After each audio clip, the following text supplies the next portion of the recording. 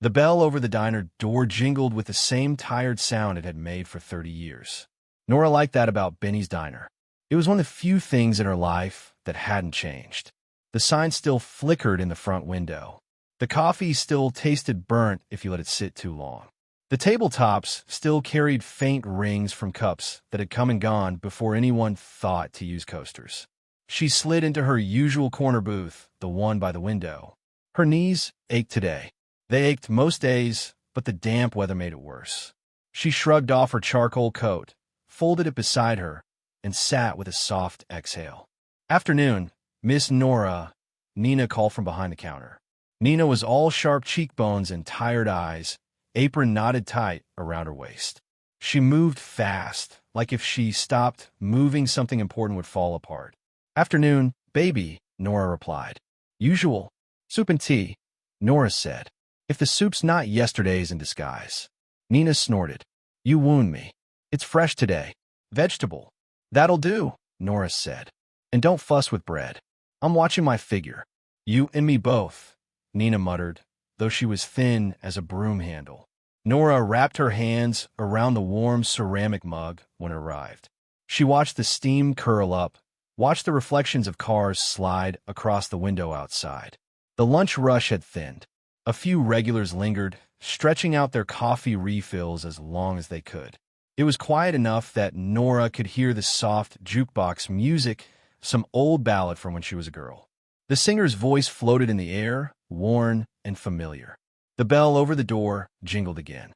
A couple walked in, the kind of couple the diner didn't see much, a little too polished, a little too out of place.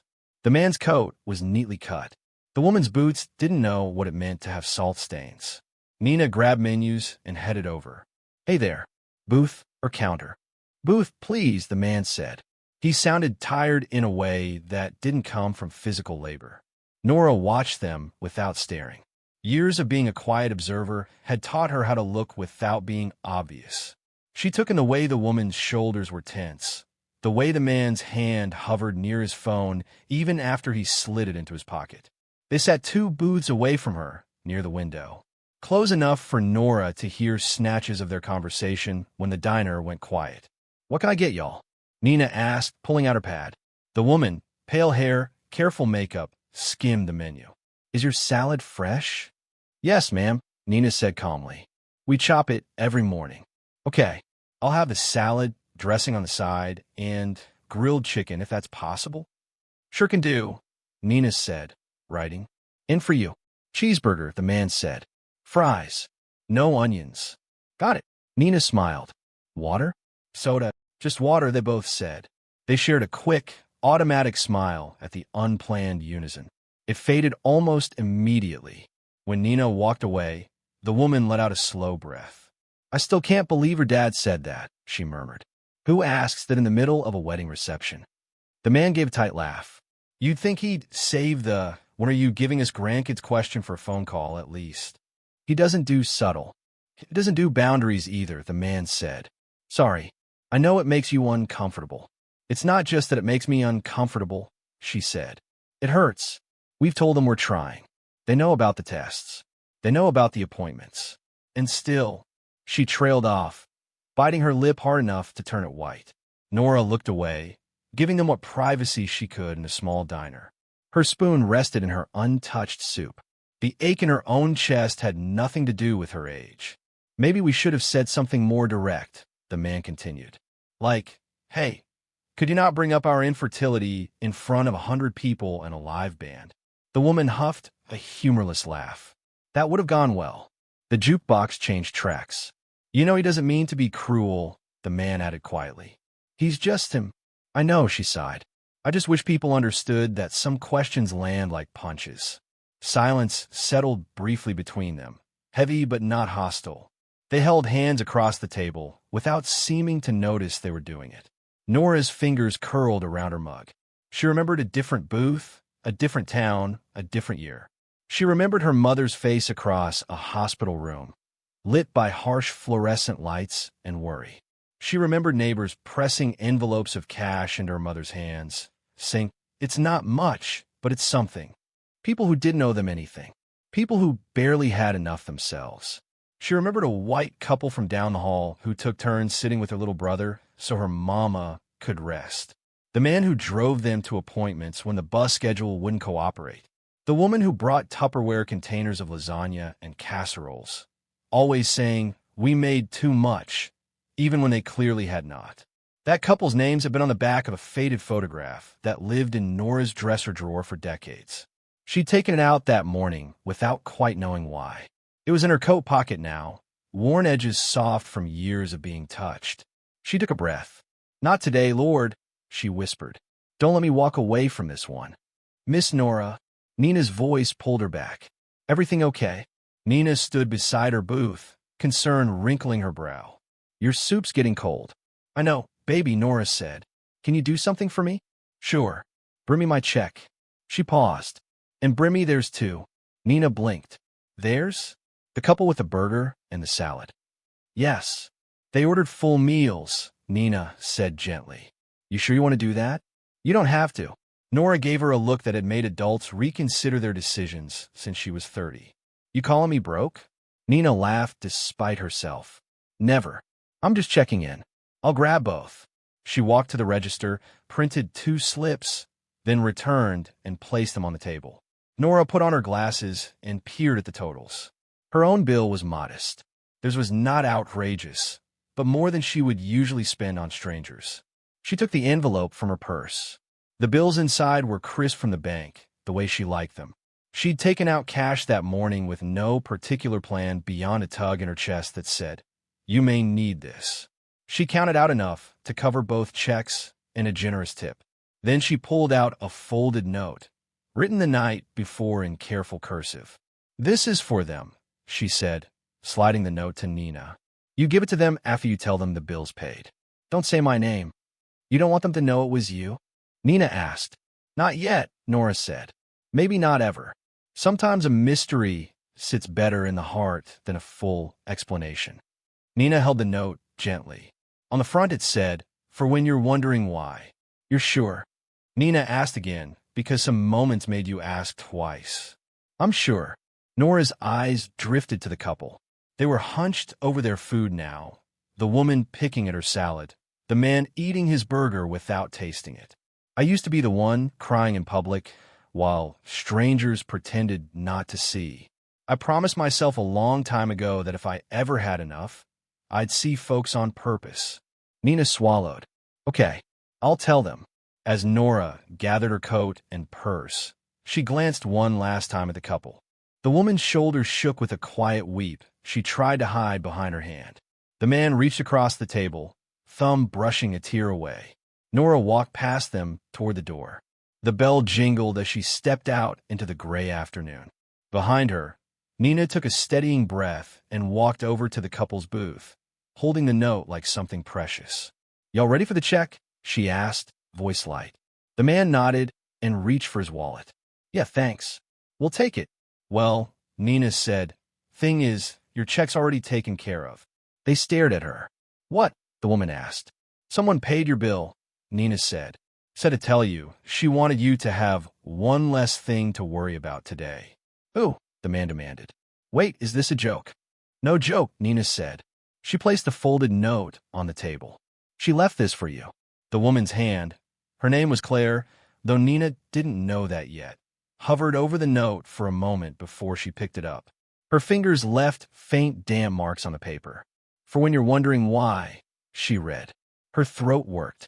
"Can we see her?" "Thank her," the man David asked. "She already left," Nina said softly. "She was sitting in the corner booth by the window.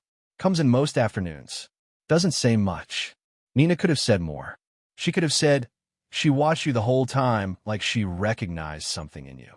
She could have said, "She paid more than she should have from what I know about her tips and her coat and the way she eats slowly to make the meal last." But people were delicate when they were cracked in the middle. Too much truth at once could cut. "Read the note," Nina suggested instead. "Maybe it'll help." She left them alone. Claire unfolded the paper. Inside, the neat handwriting flowed across the page. "You don't know me, but I know a little of you. I know the look of people carrying more than they say. I know what it is to sit across a table and feel the weight of questions about children, money, health, and hope. Once upon a time, when I was young and my family was in trouble, strangers stepped in. A couple that looked a lot like you helped us when they had no reason to. They drove us to the hospital, brought us dinner, passed a hat around their church to help pay our bills. Their kindness helped my little brother get the care he needed. It didn't fix everything. Some things can't be fixed. But they made it so we didn't have to face it alone. I promised myself that if I ever had enough to share, I'd do for others what they did for us. That's why your bill is paid. The first time someone saved my family, it was a miracle. The second time, it was a choice. Today, I'm choosing. One day, when you're a little older and you see someone who looks as tired as you feel right now, I hope you'll choose too. N. Underneath, another line had been added, smaller and more personal. P.S. If you ever wonder whether small kindness matters, know this. I am alive because people I barely knew decided I was worth the trouble. Claire's vision blurred halfway through the note. By the end, the words swam in a haze of tears. She couldn't finish. David reached for the paper, and she handed it to him with shaking fingers. He read in silence, mouth tightening. She doesn't even know us, he said softly. She thinks she does, Claire replied. She recognized something. Look at this. She tapped the sentence about questions, landing like punches. It's like she heard every conversation we've had for the last year. David leaned back against the booth, the note pinched between thumb and forefinger. He stared out the window at the gray parking lot. We should do something, he said, almost to himself. Like what? Claire asked. I don't know. Find her. Thank her. Pay it forward. All of it. She let out a breath. I don't even know where to start. He looked at the note again, rereading the last line. Maybe we start by believing her. By believing that this matters. They sat there for a long time, the remains of their lunch untouched. The salad wilted. The burger grease congealed. But something inside them shifted. They left a tip that nearly equaled the bill they'd expected to pay and walked out into the damp air. In the car, Claire tucked the note carefully into the visor. We're keeping that, she said. Forever, David agreed. Nora's apartment was small and old, with radiators that clanged in the winter and windows that stuck in the summer. She liked it anyway. Plants lined the sill in mismatched pots. A bookshelf sagged under the weight of worn paperbacks and framed photographs. She set her coat on the hook, slipped off her shoes, and walked slowly to the dresser in her bedroom. The top drawer held socks, pajamas, and a shallow wooden box that had once held chocolates. Inside the box was a stack of photos, all shades of time. She sighed as she lifted the top photo. There was the hospital room. A girl of 12 in a thin gown, hair braided tight, eyes too old for her face. A younger boy in the bed beside her, his head wrapped in bandages, a stuffed bear under one arm. Her brother, Jamal, all grin and bravery. Behind the siblings stood a couple, a white man with worry creasing his forehead, a white woman with kind eyes. Their clothes were dated now, but earnest then. The woman held a foil-covered casserole dish like a shield. On the back of the photo, faded ink read, Margaret and Daniel H., 1983. Our angels. Nora traced the letters with her thumb.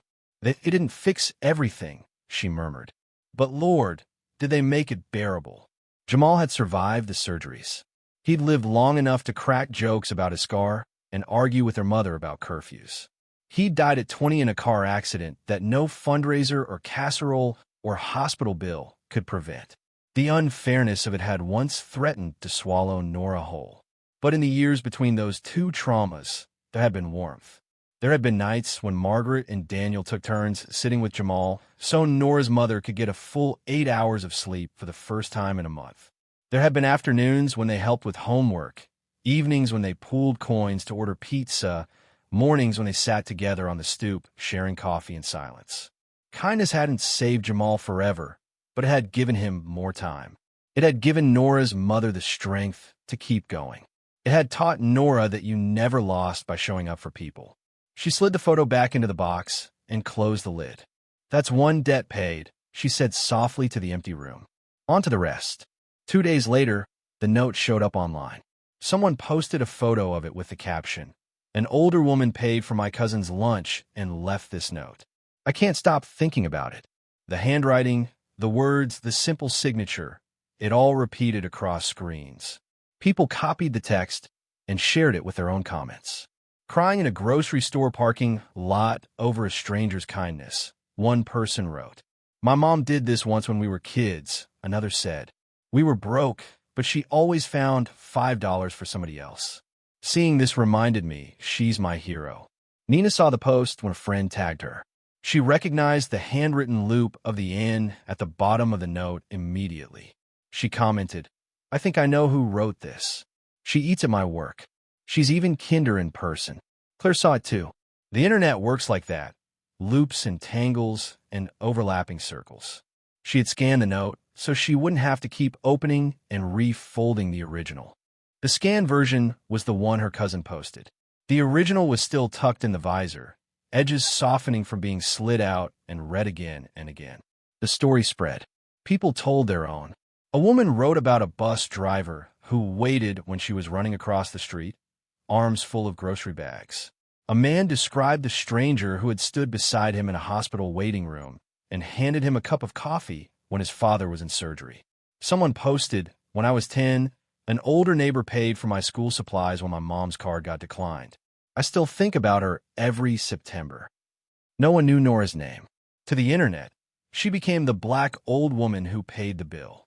The phrasing sat oddly on Claire's tongue when she saw it, because the woman had been more than that.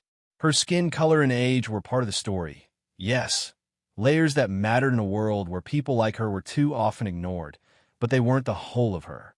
Claire decided that if she ever spoke about Nora out loud, she'd say her name. People deserve that. If she ever learned it. Miss Nora, you're trending, Nina said one afternoon, sliding into the booth across from her. Nora blinked. Is that some kind of disease? Nina snorted. No, it means people are talking about you online. That note you wrote? Somebody posted it. It's gone everywhere. She thrust her phone forward. The screen showed a photo of the note, cropped closely. The words were crisp on the display, even though Nora recognized the slight smudge where her pen had paused. Oh, Nora said. Just oh, Nina demanded. You got thousands of people out there crying at their desks, and all you got for me is oh, what do you want me to do, baby? Nora chuckled. Ask for royalties? I want you to realize you did something big, Nina said. People are remembering their own stories because of you. Look at these comments. She scrolled, reading aloud. This made me call my grandmother just to say thank you. I've been thinking about volunteering somewhere, and this pushed me over the edge. Been holding on to bitterness for years. Maybe it's time to let one thing go and do something kind instead. Nora stirred her tea slowly. It was just a lunch bill. You know, it was more than that. Maybe, Nora said. She looked around the diner. The scuffed floor, the worn booths, the flickering neon. Or maybe folks just needed a reason to talk about something good for a change. Nina leaned back. Either way, you gave it to them. You know what my mama used to say? Nora asked. What? If you light one candle, it don't fix the dark. But it sure makes it easier to see your own hands. That's actually perfect, Nina said. Mama had a lot of practice with the dark, Nora replied quietly. Nina tapped her fingers on the table. You ever think about your neighbors from back then? The ones who helped. Every day, Nora said. I wrote them letters for a few years. Then we moved. Then they moved. Addresses changed. Phones disconnected. Life gets messy. People drift. She paused. Sometimes I dream about them, though. In the dream, I'm standing at the end of a long table, and every person who ever helped us is sitting there. And every person I ever helped is sitting there, too. And we're all passing bowls of food back and forth like we'd starve if we stopped. Nina swallowed against the sudden tightness in her throat. You should tell that to the internet. The internet doesn't need an old woman's dreams, Nora said. It needs people to remember what their hands can do. One evening, when the sun lay low and golden across their small apartment, Claire opened the note again. She'd read it so many times she nearly had it memorized. Still, each phrase landed fresh. Once upon a time, when I was young and my family was in trouble, strangers stepped in. She had been thinking about that sentence for days. Do you ever think, she asked, that if those strangers hadn't helped her, she might not be here now? That we wouldn't have been in that diner at that exact moment? David looked up from the laptop. Depends on how far down the existential rabbit hole you want to go. She smiled faintly. I'm serious. So am I. The older I get, the more I realize how much of life is just good luck and bad luck colliding with other people's choices. He nodded at the note. Whoever helped her back then probably had no idea they were shaping the rest of her life. Or ours. She traced the signature. Makes me wonder who did that for us.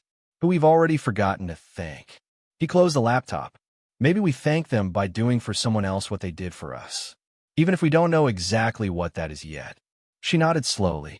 Let's do something, she said. We already said we would, he replied. No, I mean something real, she insisted. Not just sharing the post or leaving a nice comment. Something that costs us time, money, effort, whatever. Something that makes our lives bend a little. He studied her face. There was a new steadiness there. Okay, he said. What do you have in mind? They started small.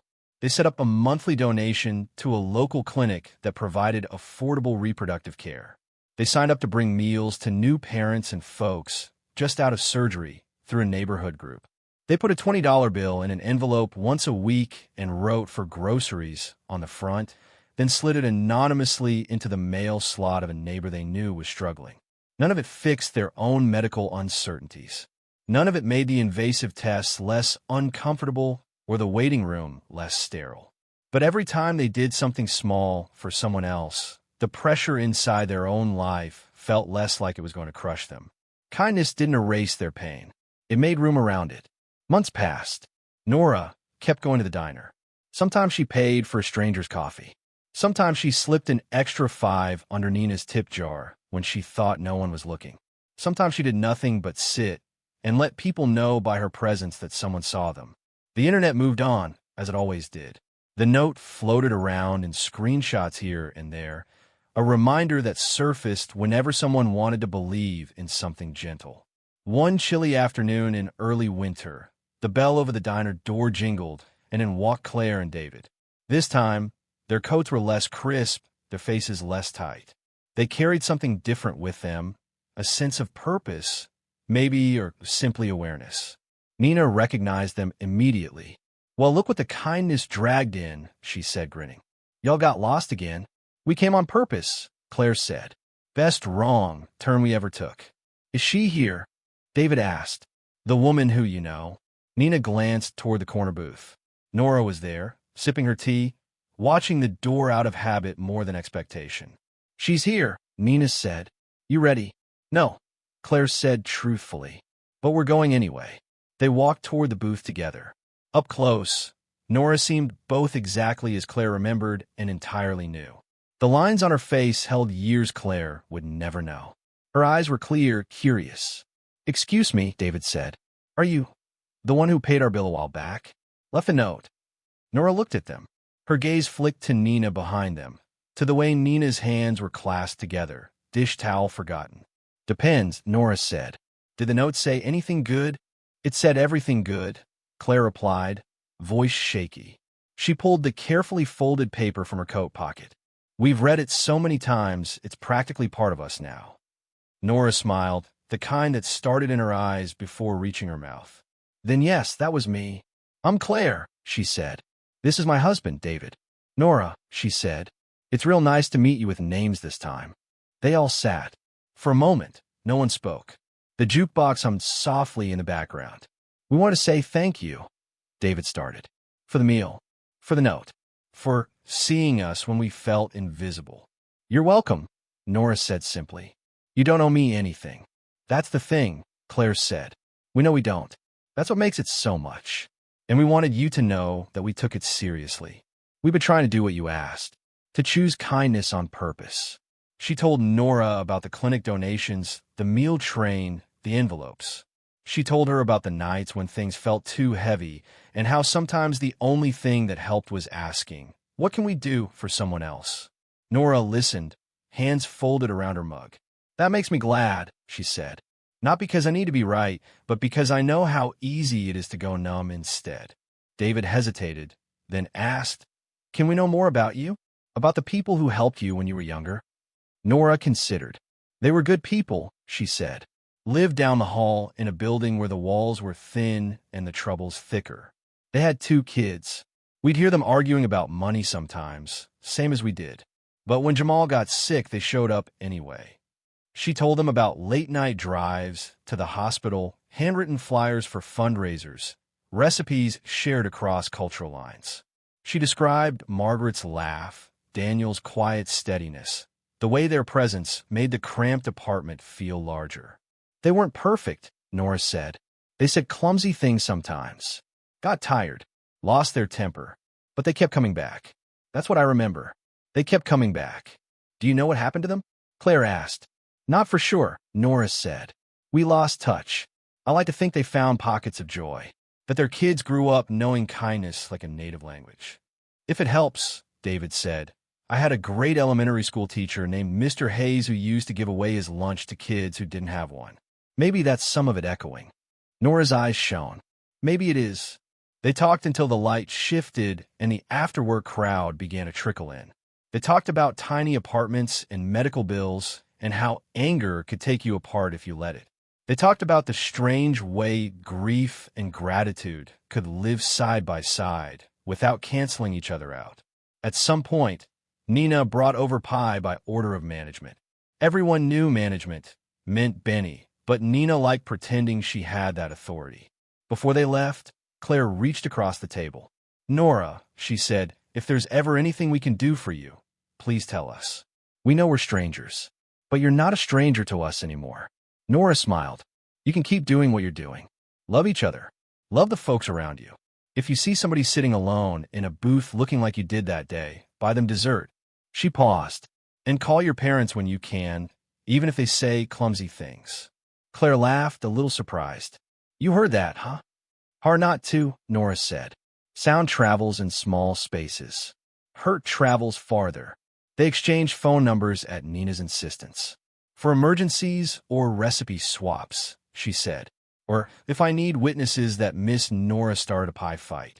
Don't you drag me into your foolishness, Nora told her, but her eyes sparkled. Outside, the air bit at their cheeks. Can I hug you? Claire asked. You better, Nora replied. I don't do all this emotional labor for a handshake. They hugged. It felt like something closing and opening at the same time. On the drive home, Claire stared at the note in her hands. What are you thinking? David asked. I'm thinking about that sentence, she said. The first time someone saved my family, it was a miracle. The second time, it was a choice. What about it? I used to wait for miracles, she said. Now I think maybe we're supposed to become them for each other. In small ways. One bill at a time. He nodded. The highway stretched ahead, a ribbon of light leading them back to their still unresolved, still hopeful life. They didn't know yet what their family would look like. They didn't know what news the next doctor's appointment would bring. But they knew, with a clarity that settled deep, that whatever came, they would not walk past someone else's booth without seeing who sat there. Years later, in another diner in another town, a young nurse sat with her head in her hands on her lunch break. Her shift had run long. Her feet hurt. Her heart hurt more. She'd lost a patient that morning, and the weight of it pressed against her ribs. A couple in their 40s watched her from the next booth. I see that look, the woman murmured. So do I, the man replied. Between them lay a folded note, old now, edges soft as cloth. The ink had faded, but the words remained. They didn't need to unfold it to remember what it said. They waved the server over. Can we get her bill? The woman asked, nodding toward the nurse. Are you sure? The server asked. Very, the man said. He pulled out his wallet. The woman pulled out a pen and a clean napkin. She wrote slowly, letting each letter land. You don't know us, but we know a little of you. The nurse would unfold it 10 minutes later, food already paid for, tears hitting the letters before she finished reading. When she got to the line about miracles and choices, something in her chest would loosen. She would fold the napkin, tuck it into her pocket, and go back to her shift with a little more light in her. Somewhere miles away, in a small apartment filled with plants and photographs, an old woman would sit in her rocking chair, humming along with a song on the radio. She wouldn't know exactly how far her single act at Benny's Diner had traveled. She wouldn't need to. She had once said that kindness didn't fix the dark, only made it easier to see your own hands. If she could have seen down all the highways and side streets and small-town diners where notes and paid bills and quiet generosity moved from table to table, she might have added one more line. Sometimes, if enough people lift their hands at once, it looks a lot like sunrise.